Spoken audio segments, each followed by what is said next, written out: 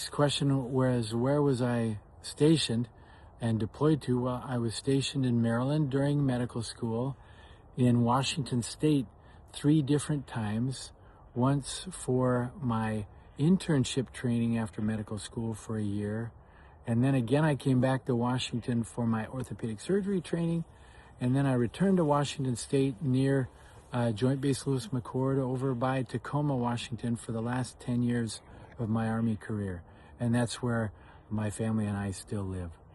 I also spent time in Ohio and also in Korea, where I served twice. I also deployed to Iraq and Afghanistan. What was my daily routine is the next question. Well, most of the time when I was at home in the United States, my daily routine was almost exactly like a regular doctor would be. I would get up early in the morning and go to the hospital and round on any patients that I had there, and then I would either go to clinic or to the operating room depending on what my schedule was. When I was deployed overseas in a combat environment, my schedule may have looked somewhat like that, but it would depend. It was more dependent on what the activity level of the fighting was nearby. Many times there wasn't anything going on during the day, but oftentimes it could be very busy with many people getting hurt and requiring orthopedic surgery care. The next question is, did you serve in a combat situation? Well, yes, I served twice in combat situations. The first time was in Iraq during the combat activities there, and the second time was in Afghanistan while we were involved there. And I'm grateful to say that I served in times when there weren't as many people getting hurt. And I'm always sad whenever anybody has to get hurt because of a difference of opinion or conflicts between countries or people.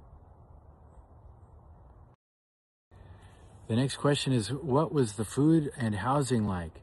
Well, that's a variable situation that depends on where you're living. When you're back home in garrison, not in a training environment or in a combat environment, home life is and food is very similar to what a normal person's life would be like. But if I was deployed, sometimes I would eat in the dining facility where I was assigned, and sometimes when we were in a field environment, we would even eat combat rations, like there's pre-prepared meals that are called meals ready to eat, or MREs, that you could just go pick up out of a box, and they had a longer shelf life, and you had a little heater if you wanted to heat up the food that was in it. I would say that I enjoyed the food most when I was at home. What was the most unique type of transportation I used? One time when I was serving in Korea as a battalion surgeon with an infantry air assault unit, well, actually several times that year, we would transport ourselves in helicopters, and we would practice doing air assault raids on landing strips. And when you conducted that kind of an operation, we would move around to the different locations using a helicopter.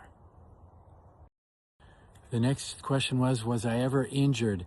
And I'm thankful to say that I was never injured in a combat environment, but I was injured several times in training environments that were more routine injuries, like ankle sprains, shoulder injuries, sprains and strains, and other things. Rarely they required surgery.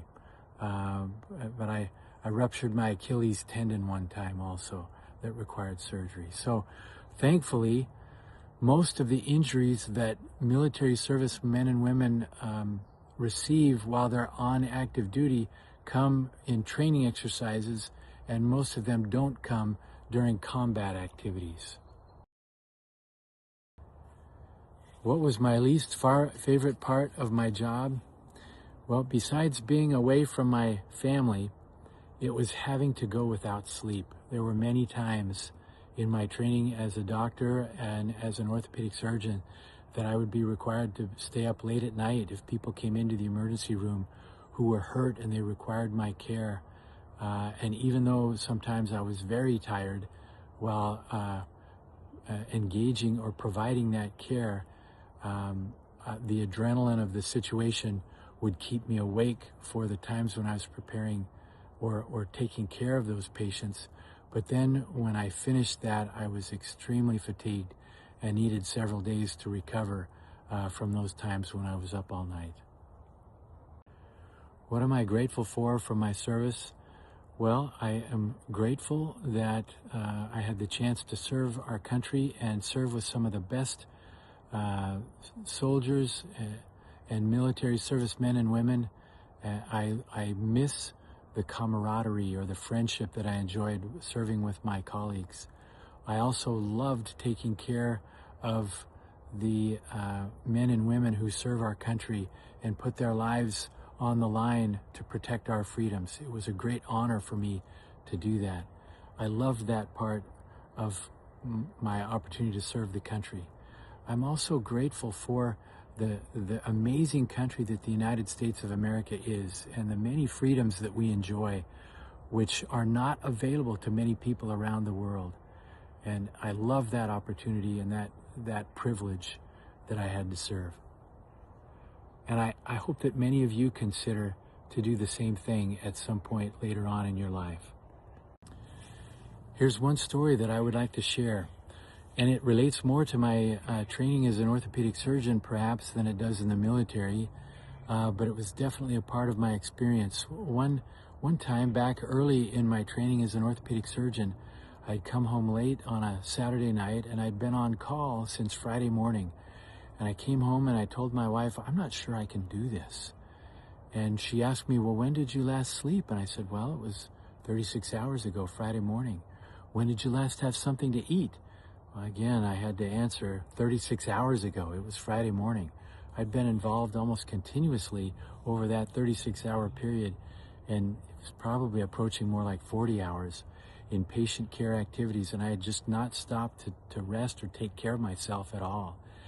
And I had told her, I don't think I can do this residency training anymore. I was kind of a basket case. And she just wisely said, you know what? Let's get you a little bit to eat, see if you can catch a few hours of sleep, and we won't make any decisions on an empty stomach while we're sleep deprived. And that proved to be really wise advice. I got a few things to eat, and I got a few hours of sleep before I was called back to the emergency room. And once I had better taken care of myself, I realized that it was something that I could do, especially with God's help in my life. God bless all of you, and God bless the United States of America. Thank you for this opportunity to share.